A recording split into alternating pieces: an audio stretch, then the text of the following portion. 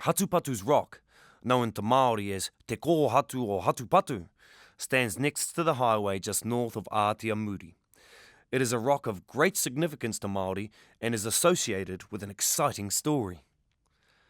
Hatupatu was one of the early Māori ocean voyagers who travelled the vast distance from Hawaii, the ancestral homeland of Māori, over the Pacific Ocean to Aotearoa, as New Zealand was known.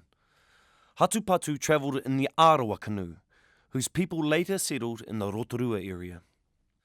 Hatupatu's adventures and battles have been recounted many times by various storytellers, but perhaps his most famous encounter was with the monstrous magical bird woman called Kurangaituku. Because it is a story that has been passed down from generation to generation, there are many different versions and variations of the story depending on who is telling it. Hatupatu was a keen hunter and ventured far afield in pursuit of prey. It was during one of these expeditions that he was captured by Kurangaituku.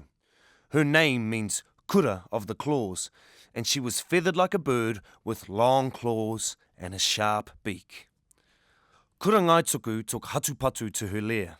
Some say she wanted to add him to her collection of captive pets, which included many birds and lizards.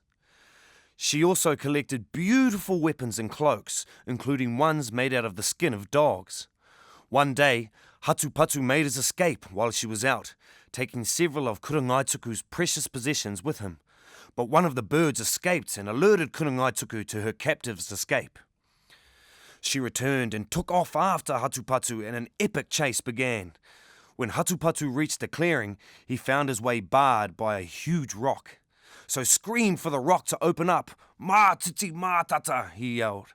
The rock magically opened and Hatupatu jumped inside.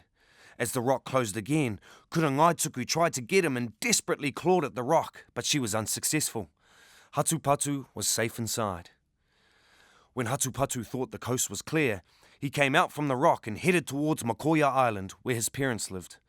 But after some time, he looked up and saw Kurangaituku flapping her large wings and pursuing him. Finally, he reached Whakarewarewa. Being his home territory, Hatupatu knew this area well, and the small and nimble fellow managed to leap and avoid many of the dangerous boiling hot pools.